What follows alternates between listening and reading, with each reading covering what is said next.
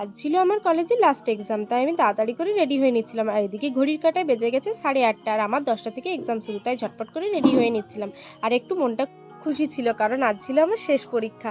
তো তারপর আমি এই চুলটা ছাড়িয়ে নিচ্ছিলাম, আর চুলটা কীভাবে বাঁধবো খুঁজে পাচ্ছিলাম না। ফাইনালি দিয়ে দিলাম একটা লম্বা বেনুনি।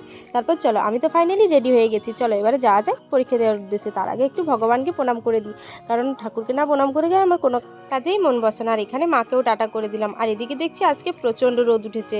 12টার সূর্য আজ 9টার মধ্যেই মাথার উপর উঠে বসে গেছে। তারপর সেই রোদের তাপ নিয়ে বেরিয়ে পড়লাম কলেজে যাওয়ার উদ্দেশ্যে।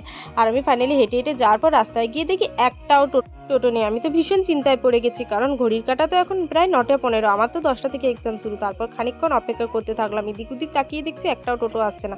তারপর ফাইনালি দেখি একটা টোটো ফাইনালি আমার জন্য এসেছে। আমি ঝটপট উঠে বসে পড়লাম আর চলে গেলাম কলেজ যাওয়ার উদ্দেশ্যে।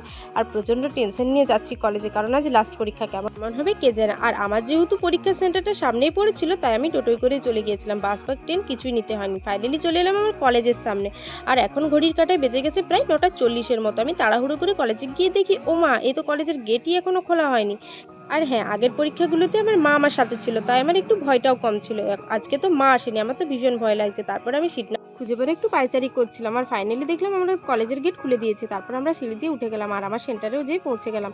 আর পৌঁছে পরে বসে পড়ছি এক্সাম দেওয়ার জন্য। চলো দেখা হচ্ছে এবার 2 ঘন্টা বাদ। ফাইনালি টান 2 ঘন্টা পর এক্সাম দিয়ে বেরিয়ে পড়লাম এবার বাড়ি যাওয়ার উদ্দেশ্যে। আর এদিকে এসে দেখি টোটো খুঁজে বেড়াচ্ছি যে কোন টোটো আমাদেরকে বাড়ি অবধি নিয়ে যাবে। তারপর ফাইনালি একটা টোটো পেয়ে গেলাম আর বসেও পড়লাম। আর যেমন করে আবার হাওয়া খেতে খেতে এসেছিলাম এক্সাম দিতে, আবার ঠিক হাওয়া খেতে খেতে চলে যাব বাড়ি। আর দেখো ভীষণ আজ মনটা ফ্রি লাগছে। তারপর ফাইনালি এত টায়ার্ড হয়ে বাড়ি ফিরে গেলাম। আজকের ব্লগটা এ পর্যন্ত, দেখা হচ্ছে পরের ব্লগে, টাটা।